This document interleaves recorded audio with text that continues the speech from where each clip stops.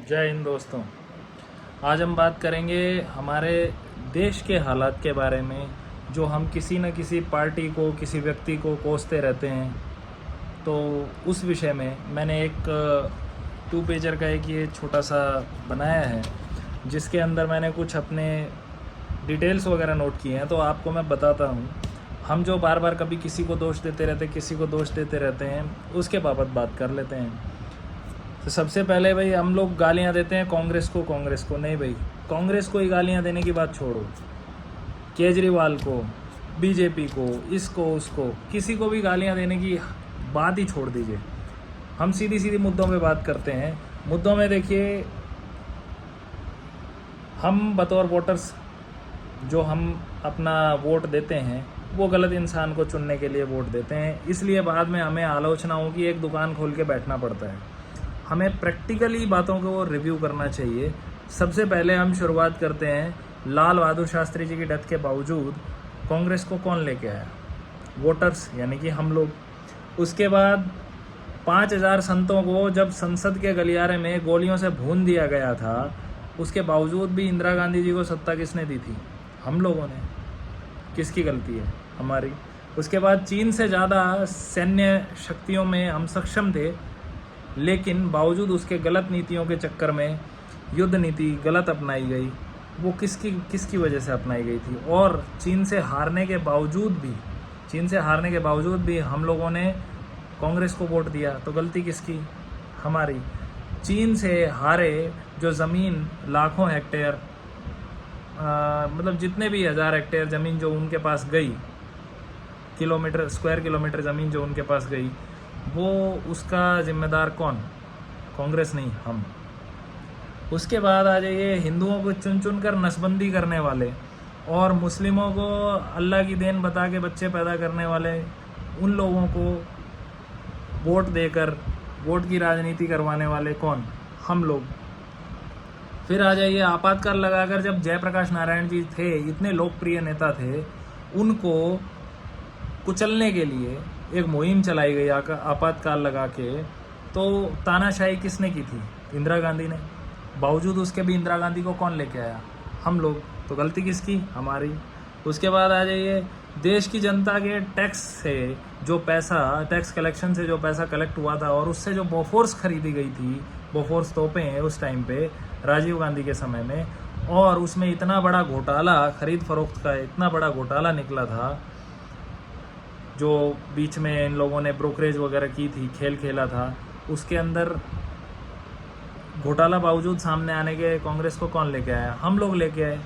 इसके बाद राहुल गांधी के असली पिताजी जो फिरोज गांधी थे, उनको नेशनल हेराल्ड के नाम पे उनका जो न्यूज़पेपर चैनल वो जो चलता था, प्रेस चलता था, उसमें घोटाला कर रखा था। बावजूद उसके कौन लेके आए? हम लोग। क्वात्रोची था, उसको खरबपति बना के कांग्रेस ने देश को सोना गिरवी रखने की जिम्मेदार कांग्रेस थी उस समय पे। और जीप, मतलब कुत्ते की तरह लटका कर उनके पीछे पीछे घूमते रहे 2 टुकड़ों की आस में। वो उसके बावजूद वोट किसने दिए? कांग्रेस को। हम लोगों ने दिए। तो गलती किसकी? हमारी। हर्षद मेहता वाला कांड ले लीजिए, इसमें तो सीधी सीधी बात है, उसके अंदर तो गवर्नमेंट इन्वॉल्व थी। उसके बैग जो थे प्रधानमंत्री के आवास के ऊपर भर भर के आ रहे थे जो, और शिबू सोरेन ने जो सत्ता के दलालों को खरीदने के लिए प्रधानमंत्री को ही अदालत के कटघरे में खड़ा कर दिया था। उसके इशारे पर वाजपेयी सरकार को गिराने वाले कौन? यही लोग। तो गलती किसकी? हम लोगों की। हमने ना तो कभी पूर्ण रूप से किसी को सत्ता दी थी पहले, और दी तो इसको ही दी थी, कांग्रेस को। तो गलती किसकी? हमारी। वाजपेयी जैसा जो एक नेता था, भाई अपने आप में वो कर्मठ नेता था। ये एक अलग चीज़ है कि उनको बुढ़ापे में जाके कहीं पे उनके वर्षों की मेहनत की सफलता जो है उन्हें लास्ट में फल मिला, प्रधानमंत्री वो बने। लेकिन उसको हटाकर सत्ता की दलाल विदेशी औरत, एक विदेशी महिला है, और उसको मालकिन बना दिया गया था। किसने बनाया था? हम लोगों ने। गलती किसकी? हमारी। 2G घोटाला, कोयला घोटाला, दामाद के किए हुए घोटाले, बाबा रामदेव वाले कांड, अन्ना हजारे के आंदोलन को कुचलने वाला, और उनके जो एपिसोड्स थे 5 सालों में हम लोग भुला के और फिर एक सर्वकालीन महामूर्ख व्यक्ति को हम अपना नेता समझ के अगर उसे प्रपोज करते हैं कि किसी न किसी तरह से मध्य प्रदेश, राजस्थान, छत्तीसगढ़ में जो भी देश के मुंह पे हमने काली की पोत दी कांग्रेस को लाकर, तो उसने भारत जोड़ो यात्रा कर दी और गलती किसकी? वोटर्स की। इसके बाद इतना ही क्यों, कल्याण सिंह को हटाकर जब राम भक्तों को गोलियों से भुंदवाया गया था मुलायम सिंह को सत्ता देकर, तो वो गलती किसकी थी? कांग्रेस की नहीं थी, हमारी ही थी, वोटर्स की थी। ये वोटर्स की ही गड़बड़ है, नहीं तो कल्याण सिंह के समय में तो ढा दिया गया था उसे।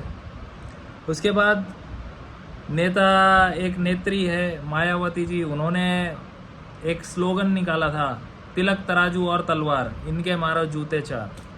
तिलक, तराजू और तलवार, यानी कि तिलक बोले तो ब्राह्मण, तराजू बोले तो बनिया वैश्य कम्युनिटी, और तलवार यानी कि ठाकुर। तिलक, तराजू और तलवार, इनके मारो जूते चार। तो ये उन्होंने अपना स्लोगन दिया था। तो ये ऐसे लोगों को सत्ता पे काबिज करने की गलती किसकी? वोटर्स की। हमने दूध धोने वाले लालू प्रसाद यादव को भूखे पेट रहता था, उसने लोगों का पेट रौंद दिए और खुद खरबपति बन गया। और जब वो गिरफ्तार हुआ था तो हाथी पे बैठ के गिरफ्तारी देने गया था, आपको याद हो तो।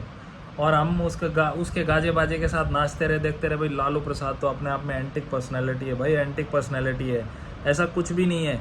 अच्छा, उसके बाद में बिहार की जनता को लालू के बाद में कोई योग्य बिहारी कोई भी नेता नहीं मिला, उसकी अनपढ़ पत्नी राबड़ी देवी के सिवा, और उसे वोट देके और फिर उसे जिता के वहाँ का मुख्यमंत्री बना दिया गया। तो लालू जेल जो भी काटता रहा या मुकदमे चलते रहे कांग्रेस राज में या इनके राज में, तो मुकदमे पेंडिंग ही छोड़ते रहे बस, और कभी भी उसको सज़ा का प्रावधान मिला नहीं।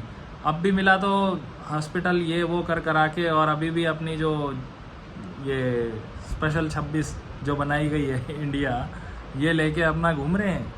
इसके अलावा कर्नाटक के अंदर जो सरेआम गाय काट रहे हैं, उनको सत्तासीन किसने किया? हम लोगों ने किया। हजारों सिखों को मौत के घाट उतारने वाली कांग्रेस के चमचे बने रहे। कौन बने रहे? मनमोहन सिंह जी, सिद्धू जी। और वोट देके उन्हें सत्ता पे काबिज कौन कर रहे हैं? हम लोग कर रहे हैं। गलती किसकी? हमारी। हमने श्रीलंका के अंदर सेना भेजकर अपने ही भारत के भाइयों को मरवाने वाले कांग्रेस के नेता, उनको सपोर्ट किसने किया? तलवे चटाई किसने की?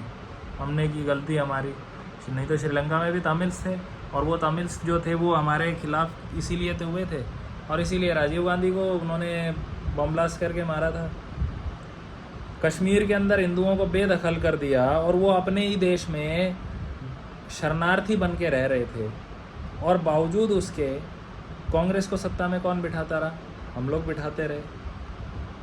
सोनिया गांधी के 10 साल के कुशासन में एक एक करके सैकड़ों लड़ाकू मिग विमान गिरते जा रहे थे आसमान से, पायलट्स की मौत होती जा रही थी। एक पायलट को ट्रेन करने में कितना खर्चा आता है मालूम है आपको? और वो उनके एक मतलब युद्ध नीति कह लो या कुछ भी कह लो, देश की रक्षा सौदों के प्रति कोई ध्यान ही नहीं देना था। कुछ भी हो, वहाँ पे कमाई का रास्ता, दलाली के थ्रू कमाई का रास्ता देखते थे। नहीं तो मिग विमान जो है गिरते रहे, एक भी नया लड़ाकू विमान नहीं खरीदा गया। दूसरी ओर देश की सुरक्षा के साथ ये इतना बड़ा खिलवाड़ करते हैं, और यहाँ पे राफेल खरीद लिए तो उसमें ये चिल्लाने लग गए कि उसमें घोटाला है। अरे भाई, घोटाला तुम्हारे दिमाग में है, तुम लोगों ने सदा घोटाले किए हैं, इसलिए तुम सोचते हो किसी न किसी तरह से घेरें। इसके अलावा गठबंधन की मजबूरी का हवाला देके लाखों करोड़ों रुपए लुटाते रहे थे ये लोग। और हमें इसीलिए सोचना चाहिए कि आज के बाद हम कांग्रेस को गाली नहीं देंगे। कांग्रेस अपने आप में एक पार्टी है, एक सोच है। हर दल का एक अपना, हर पार्टी का एक अपना वर्किंग ट्रेंड होता है, ट्रेडिशन होता है, वो उसको फॉलो कर रही है। लेकिन मिस्टेक किसकी है? प्रलोभन में कौन आता है? हम वोटर्स आते हैं। तो हमें स्वयं खुद को संभाल कर रखना चाहिए, और अपने देश के अंदर एक कर्मठ योग्य नेता, उसी को, ऐसी पार्टी जिसके पास विजन हो, इस देश को कहीं किसी आयाम पर लेकर जा सके, उसी को वोट देना चाहिए। ठीक है मित्रों, वीडियो कैसी लगी? अच्छी लगी तो लाइक कीजिएगा, सब्सक्राइब कीजिएगा, और यदि आप इससे सहमत या असहमति जैसी भी है कमेंट करके ज़रूर बताइएगा। नाराज़ नहीं होइएगा, ये मेरे अपने व्यूज़ थे, मैंने जो भी देखा गलती एज अ वोटर, मैं एज अ वोटर बता रहा हूँ, हमने खुद कांग्रेस को वोट दिए हैं। लेकिन जब विज़न देखा गया और जो घोटाले निकल के आए तो आप समझ सकते हैं कि अपने आप में पूरे वर्ल्ड के सबसे बड़े से बड़े स्कैम्स में से एक, और वो पैसा स्विस बैंक में जमा होता रहा। ठीक है मित्रों, तो देख लीजिए ए राजा जो कि 2 लाख करोड़ रुपए का 2G 3G स्पेक्ट्रम घोटाले कर गया था, वो आज वहाँ पे कर्नाटक में बैठ के सनातन धर्म को गाली दे रहा है। साउथ का नेता है भाई, वो वहाँ से निकला था। तो ये सब मिल बांट के इनकी राजनीति, इनका कुशासन था।